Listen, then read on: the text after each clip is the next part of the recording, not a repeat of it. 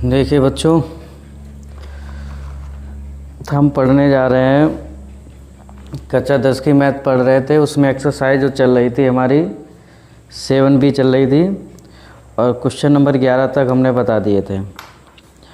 एक बात मैं बता दूं सभी विद्यार्थियों को कि वीडियो को अधिक से अधिक लाइक करें, शेयर करें, सब्सक्राइब करें और बेल आइकन दबाएं।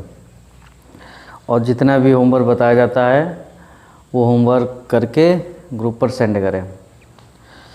तो देखिए 7B एक्सरसाइज में 11 नंबर क्वेश्चन हो गया था। इसके बाद में 12 नंबर क्वेश्चन में बता दे रहा हूँ, उसको आप लोग लगाना, ठीक है। क्लास 10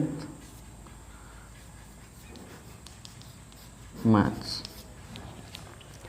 एक्सरसाइज है 7B।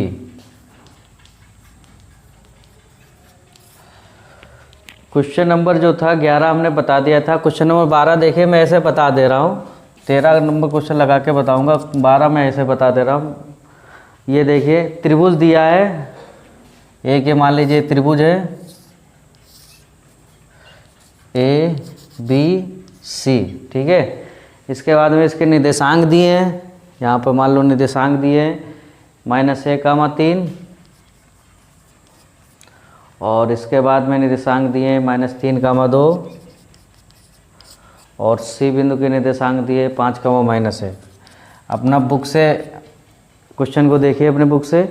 और शीर्ष जो है A व B से खींची गई माध्यिकाओं की लंबाई ज्ञात करना है। शीर्ष A से माध्यिका खींची गई, शीर्ष B से। ये जो माध्यिकाएँ खींची गई, मान लो P और Q पे काट रही हैं, ये माध्यिकाएँ जो खींची गई हैं इनसे इनकी लंबाई को हमको ज्ञात करना है। देखिए अगर हम इसकी बीच की दूरी निकाल लें, भाई माध्यिका की लंबाई का मतलब क्या हो गया, इनके बीच दो बिंदुओं के बीच की दूरी, तो उसके लिए हमको ये निर्देशांक पता होना चाहिए।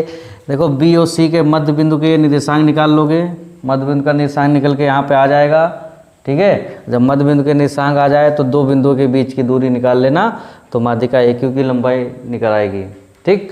ऐसे ही A और C के बीच की दूरी, मध्य बिंदु के निर्देशांक निकाल लेना, तो P के निर्देशांक आ जाएंगे, और B और P के बीच की दूरी निकाल लेना। जब इसके निर्देशांक आ जाएं तो BP जो माध्यिका है उसकी लंबाई निकल आएगी। समझ आ गया। इस प्रकार से ये क्वेश्चन जो है आप लोग लगाइए, ये क्वेश्चन आप इस प्रकार से ही लगाना, ठीक। इसके बाद में हम क्वेश्चन नंबर 13 देखते हैं। समझ में आ गया ना। ये भाई A से Q पर, A से और B से जो माध्यिका डाली गई है, तो देखिए ये जो है Q जो है BC पर पड़ रही है, ये वाली माध्यिका। तो इसके निर्देशांक दिए हैं, तो मध्य बिंदु के निर्देशांक निकाल लो, इसका निकल के आ गया। ऐसे इसमें मध्य बिंदु के निर्देशांक निकाल लो। अब बीच की दूरी निकाल दो, वही लंबाई हो जाएगी। तो BP के बीच की दूरी निकालो, इसके निर्देशांक पता हो जाएंगे। ऐसे A और Q के बीच की दूरी निकाल लो, बस वही माध्यिकाओं की लंबाई निकल के आ जाएगी। ये क्वेश्चन लगा के ग्रुप पे सेंड करना है सभी को। देखिए क्वेश्चन नंबर 13 हम बता रहे हैं।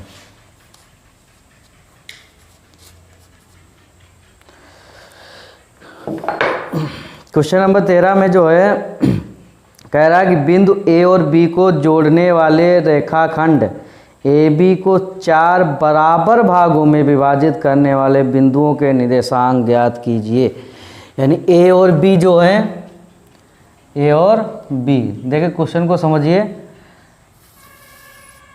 ये दो बिंदु से मिलने वाला जो रेखाखंड है A और B, इसके 4 बराबर भाग हैं। जैसे एक, अच्छा A के निर्देशांक लिख लीजिए। A के निर्देशांक दिया है -2, 2 और B के निर्देशांक दिया है 2, 8। समझा गया, 2, 8। अब कह रहा है इसको जोड़ने वाले जो रेखाखंड AB को 4 बराबर भागों में विभाजित करने वाले बिंदुओं के निर्देशांक ज्ञात करना है। तो इस रेखाखंड को 4 बराबर भागों में, कितने बराबर भागों में, 4 बराबर भागों में बांटने वाले जो बिंदु होंगे उसके निर्देशांक सभी को निकालना है। तो देखिए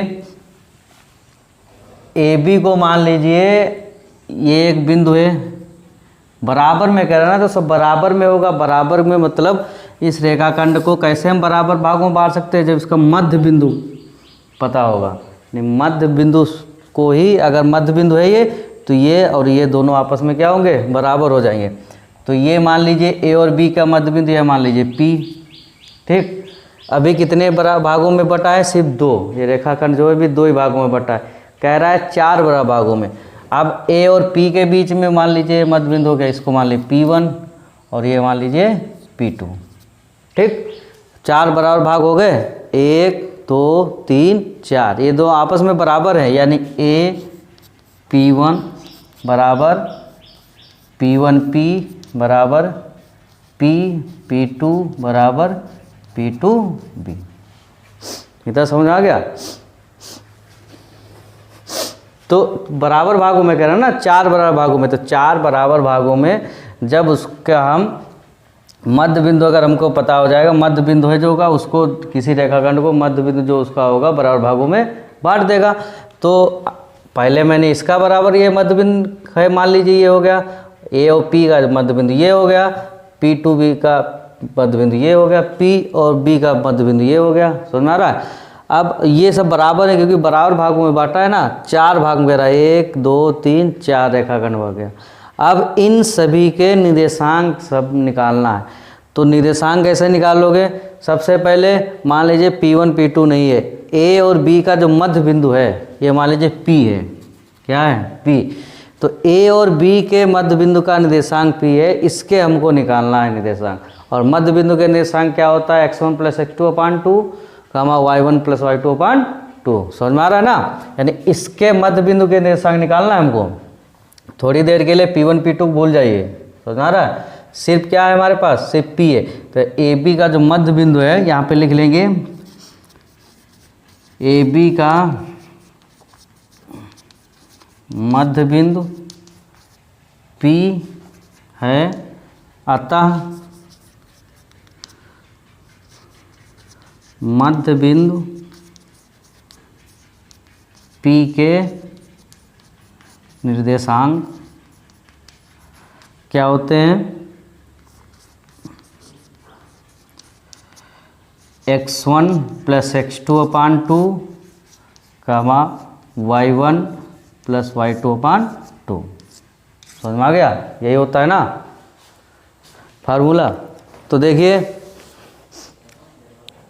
अब यहाँ पे जो दिया है, अच्छा यहाँ पे ये x1 हो गया हमारा, ये तो सभी को पता है, ये y1 हो गया, ये x2 हो गया, ये क्या हो गया हमारा y2। ठीक, तो x1 - 2 + x2 हो गया हमारा 2 बटा 2 y1 हो गया 2 + 8/2। समझ आ गया। अब देखो प्लस माइनस घट जाएगा, 0 बचेगा, भाग करेंगे उस तभी क्या आ जाएगा हमारा 0 आ जाएगा। 8 और 2 को ऐड करेंगे कितना हो जाएगा 10 हो गया, और 10 को हम 2 से भाग करेंगे कितना आ जाएगा 5। यानी A और B का जो मध्य बिंदु आ गया P, उसके निर्देशांक क्या आ गए हमारे 0,5। तो समझ में आ गया कि बराबर भागों में कह रहा है ना, विभाजित कर रहा है। अब ऐसे ही मान लीजिए एक रेखाखंड AP है, क्या है AP है, और उसका मध्य बिंदु क्या है P1। अब P1 के मध्य बिंदु के निशान निकाल लीजिए। समझ में आ गया। जैसे इसको मान लीजिए आप भूल गए थे थोड़ी देर के लिए, ऐसे AB का मध्य बिंदु P मान लिए थे जब निर्देशांक निकाल लिए, ऐसे ही मान लो एक रेखाखंड AP है और AP का जो मध्य बिंदु है वो मान लो P1 है, तो मध्य बिंदु के निर्देशांक निकाल लीजिए। तो बस वहाँ पे लिख देना, यही लिख देना कि AP का मध्य बिंदु P1 है, अतः मध्य बिंदु P1 के निर्देशांक ये लिख लेना। ठीक है, यहाँ पे AP का मध्य बिंदु P1 है। ठीक, अतः P1 के मध्य बिंदु के निर्देशांक क्या हो जाएंगे, देखिए ये x1 ये y1 ये x2 ये y2। उससे नहीं मतलब है, इसमें कंफ्यूज मत होना कि इसमें, क्योंकि रेखाखंड हम सिर्फ क्या ले रहे हैं, अब AP ले रहे हैं।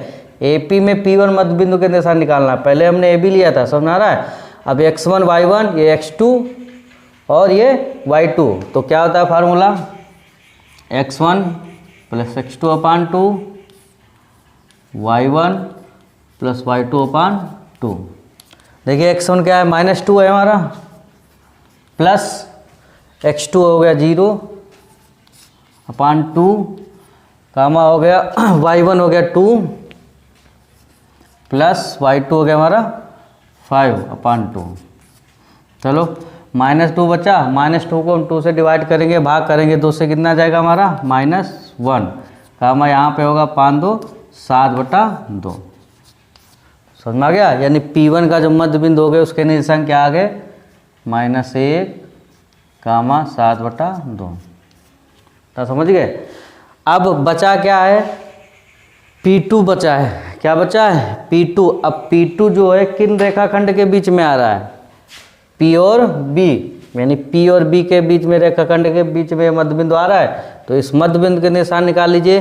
अब यहाँ पे लिखेंगे PB का मध्य बिंदु, रेखाखंड PB का लिख लेना अपना मध्य बिंदु क्या हो गया हमारा P2 है। क्या है? P2। तो अतः P2 मध्य बिंदु के निशांक जो हो जाएंगे, P2 के मध्य बिंदु के निशांक निकाल लीजिए,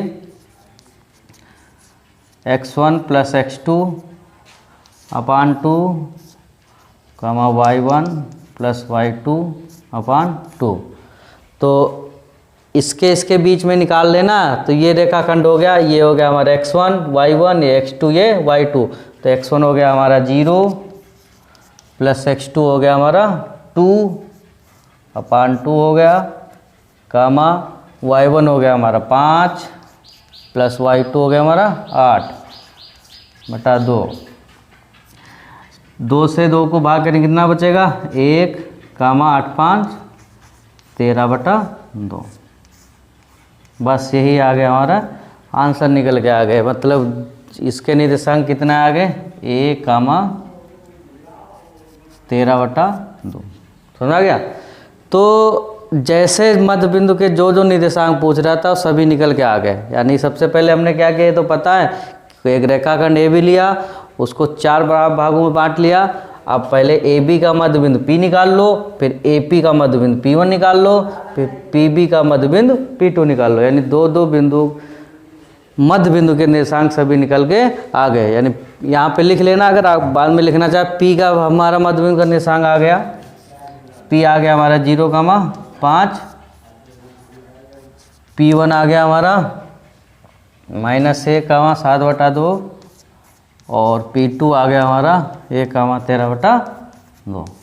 यही सब क्या हो गया हमारे मध्य बिंदु के निर्देशांक।